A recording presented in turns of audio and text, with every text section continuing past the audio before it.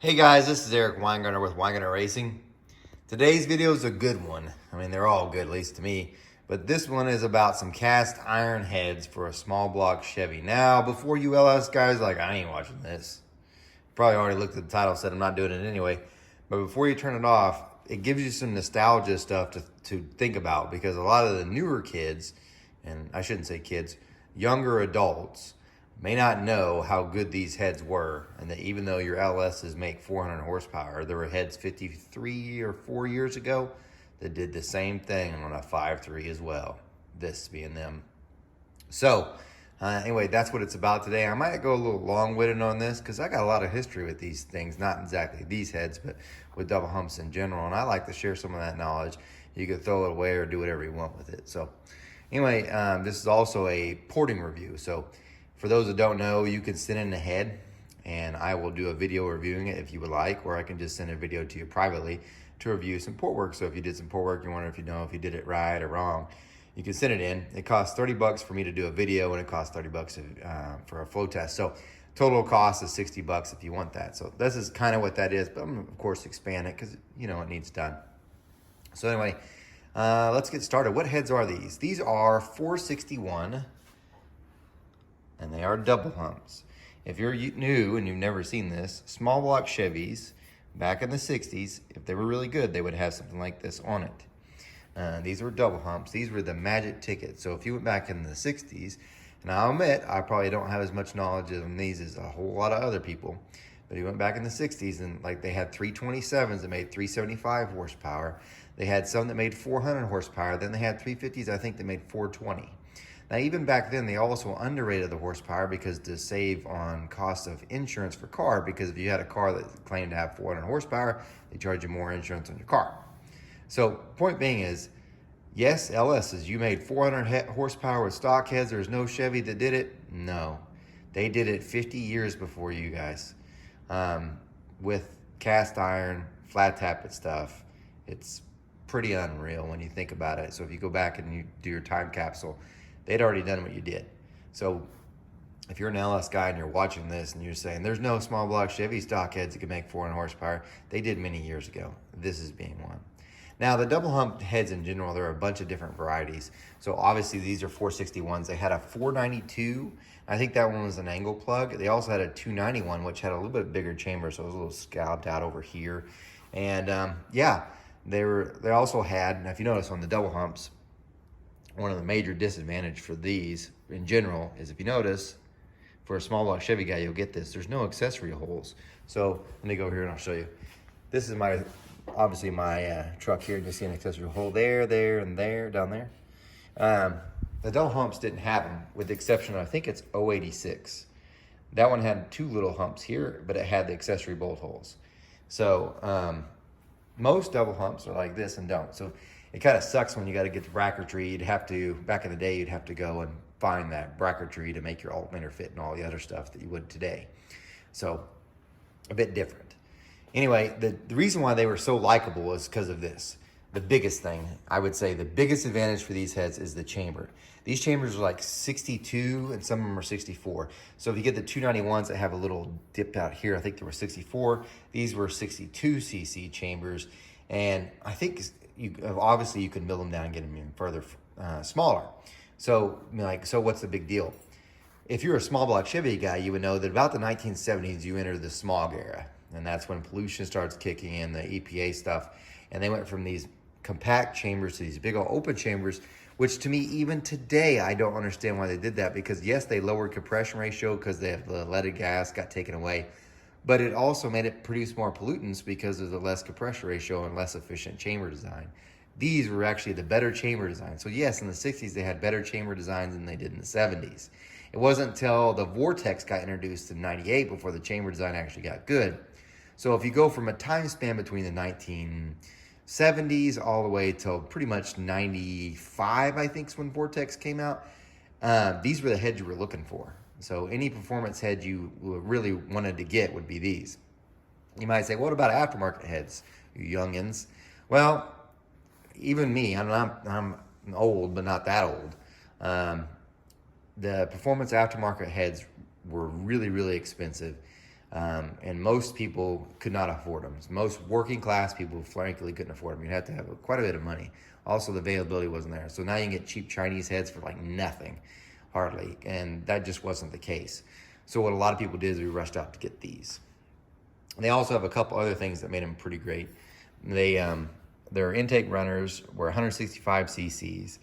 But oddly enough, if you got a 461 like this stock, and then you had something called an 882, so there's a part numbers, by the way. If you got an 882, which is a big open chamber, it's 76 cc chamber, so it lost a whole bunch of compression ratio. But oddly enough, that head that had the bigger chamber actually outflowed these on the intake and exhaust side. So even though they had a smaller chamber, the other heads, several of them actually outflowed them on the smog era, but they didn't make as much power because they lost more than a point of compression. So, and how much flow difference? Not that much. Stock, and these aren't stock, and I'm gonna show you the flow numbers, I promise I will. Stock, they only flowed about 202, which is like, that's it, that's crap. The Ford guys are like, let me show you my EZ2E head. I'm probably doing it wrong because that one's pretty bad. But anyway, yeah, about 202. And the 882s would be like 210. In case you're wondering, Vortex were like 230s. I'm gonna show you what these flow because they've been modified, obviously, as you can see. So yeah, let me flip it around and show you some other stuff that makes his head kind of weird or not as likable. So here's the bigger idea so you can find your part numbers in case you're ever looking. They'll have this big old long strain, and it's the last three numbers. Those are your part numbers. Now, here's what sucks. These guys had pressed in studs. Now, he's had them removed, and they put in screw-in studs.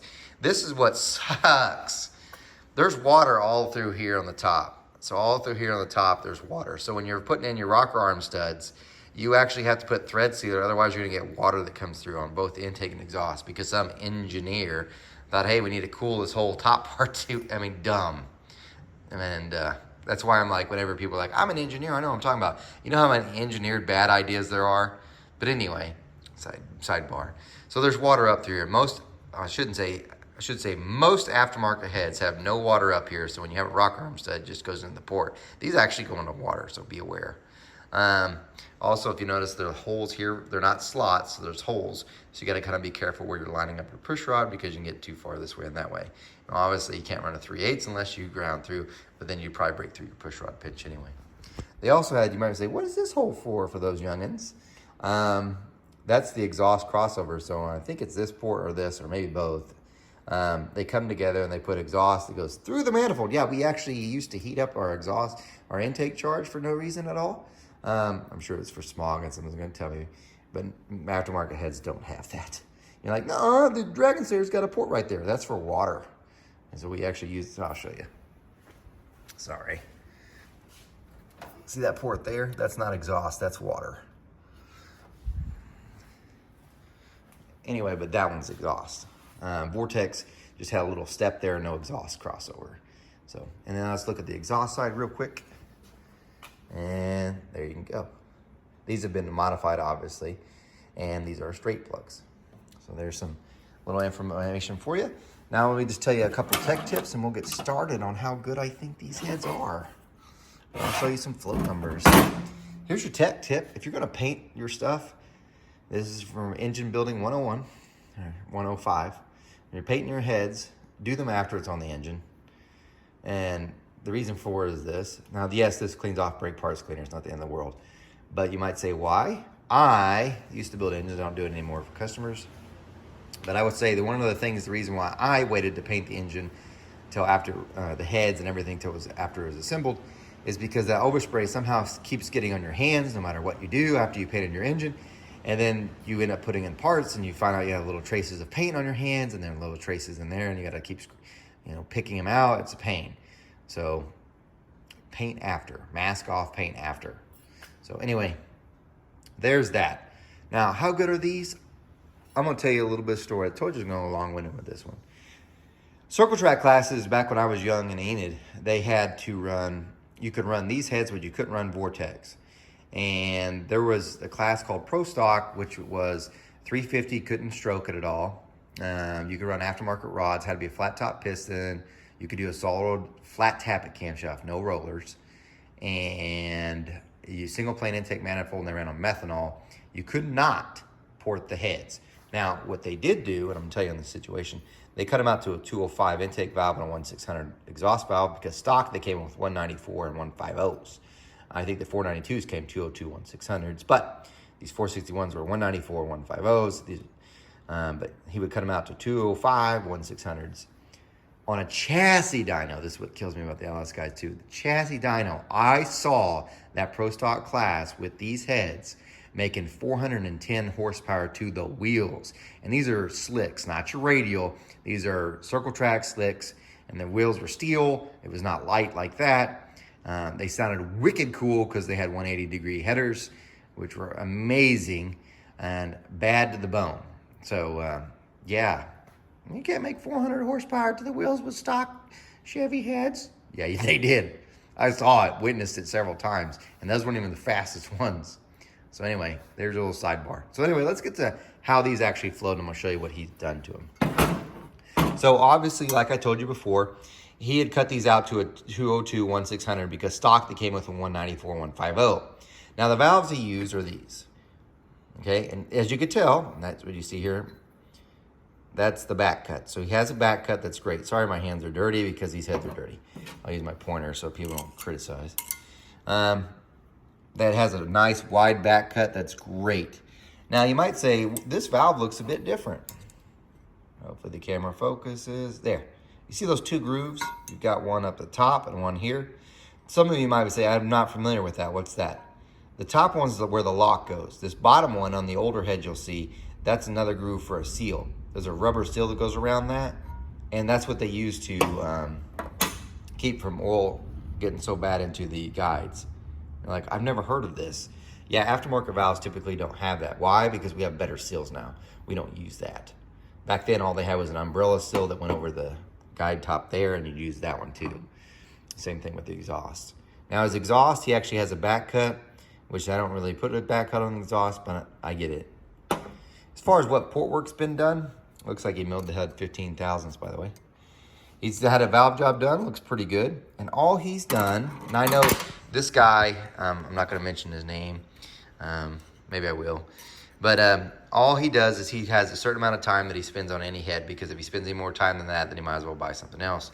So all he did was he ground this way and this and just smoothed up from where the valve job ends and into the bowl. And he tried doing an okay job on the short side. I would have probably given it more curve there. That's just more patience at work. You can kind of see it there. Not bad though. It's not bad. And blend it in. So like, actually, these are stock. I should have said that, no wonder. Flashlight. Sorry. There we go. That's how it looks stock. So as you can see, the bowl hog went in here and you kind of cut out some. And then this is what he's done. He's just kind of blended it. That's all, nothing major. Same with the exhaust, did the same thing. So it went from that to that, okay? So just gives you an idea. He could have also rounded this, but I understand it. You would think this gains more rounding this guide boss, not as much as you think, very little. So pretty much, go back to the stock one. Pretty much all he did was blend this. This was probably done with a bowl hog. I'm not a huge fan of bowl hogs, but this is, whenever the classes that required you not to port, that's what they used. Now, if you are deciding you want to port these, I'm gonna give you some other tips right here. There's water between here and here because they have water everywhere in these. So there's water right through here. So in a normal head, I would make this bowl at least like, 95% of the valve, but you can't, because if you did, you'd break through water here. Also, if you go too far this way, there's water, but there's definitely more material here than here. So this part's scary. Same thing over on this side. So just be careful. That's why it's at a weird angle. You're like, he did it wrong. No. So he also gasket matched, which I might have showed you on that side. And did a little rounding and just kind of clean up some of the stuff on the exhaust. Nothing major. This is what I would think most people would do if you own these heads. Most of you would do this. So nothing too critical, just blending what's already there. That's it, just blending that to make that. Okay, pretty simple. How to do though. Here we go. If we look at 400, it's 202 CFM. It's not bad, and it's peaking about 222. The one good thing about these double humps, they keep flowing all the way up, which is great. The exhaust side, it goes 185, which is really good. If you look at 4, it's like 161. So it's not bad. For what it is, it's pretty good. This, you might say, well, those numbers suck. Those really suck. For them, it's just a blending job. That's all there is to it. And like I said, it only flows 202 or about that stock. So he's picked it up about 20 CFM. Now, how's this compared to aftermarket heads? He uses like at least in the 250s. But what you really want to say is, well, how's it compared to a vortex head? Well, here you go. These are Keith's. Keith's the guy that works with me. And these are just, all he did was valve job on his. Just to give you an idea how much difference it is. That's the reason why I was also, when Vortex came out, I was like, there's no way they're better than these. Because they made so much power. And the reason for it, and this is the same reason why people tried defending the AFR Enforcer big block head, it's because that's what you had. You didn't want to admit something else was better. The Vortex were better, and I'll show you. If you look, these are just, remember this one's been modified. His is just valve jobbed. At 400, Vortex will go 219. You're at 202. So that's significant gain there. And then at 450, it's 234, which I don't have a 450 here, but that's better than anything there. Look at 480, it was 241. That's 20 CFM better without even port work. At 500, it's 225, which is still almost 10 CFM better. So you're kind of seeing, now look at the exhaust though. It's not as good, but remember this one's ported. So yeah, it's not as good. The intake flows so much more, and that's a 194 and a 150, and these are completely stock besides a valve job. This is obviously valve job and ported. I could tell you, I have seen Vortex go in the 300 CFM range. The most I've ever heard about this on double humps is like in the 250s, which is, you have to be on your game. I'm sure others have gone higher. The person, if you go to Speed Talk, which I kind of stopped posting there because there was a couple people just being a jerk about stuff. So I just like, I don't even got time for that. But anyway, if you could go back in the archives, you can look Larry Moe Racing, and he has Max Race software. He actually posted a bunch of pictures of his ported double hump heads, and he's a professional porter. I don't know if he's still doing it. He might be close to retirement, but he's a master of this stuff. So he had templates that he had made, so when he would grind by hand, he would know where it was, and his is phenomenal.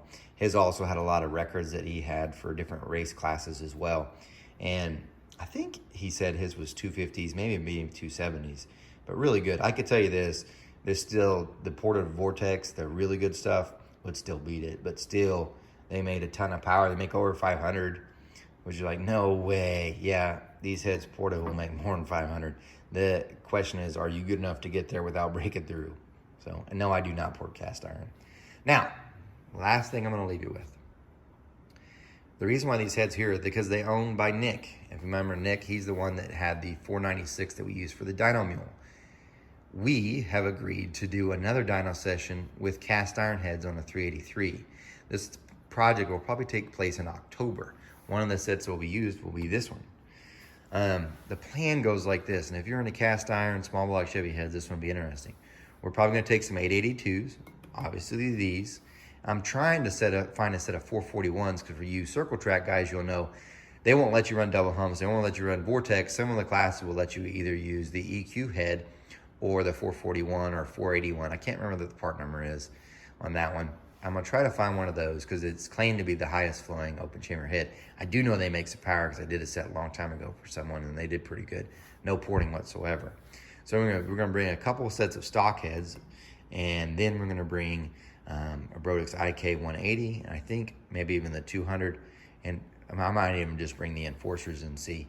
It'll be a long process, probably several days, but on a 383, we're not going to change manifolds. We'll just be doing an RPM air gap and give it hell. And we'll see, just for fun, what it does, because I know there's some of you like, well, there's tests out there. True, but I haven't seen a whole lot with different casting numbers like that. So, and also comparing how it actually compares with aftermarket stuff, which, there's a magazine. There are some, but I said this before, many of the magazine articles, those writers will never write bad stuff about a head that's paying manufacturer, that's paying for advertising on their magazine. It would go against their interest. I have no interest. So anyway, it'll be a fun project regardless, and I'll give you honest answers. And besides, I'm actually thinking about doing one other one. I have an aftermarket set of EQ Vortex heads, and even though I don't port cast iron, I'm thinking about really getting after it on that to see if I can't get it to really put up some great numbers. But that's going to be in October, so we have a long ways to go between now and then. But this should be one of the heads. So anyway, look to that. Thanks for Nick for that, helping on that one. That one will be really cool. And of course, what about my small block dyno mule? If I could ever get some time, I'll take it and put the Pro Max 215 heads on it and start making some more pools. Hopefully sometime this month, but time is time. Guys, remember, I'm no Superman. This is a longer video, and you guys take care.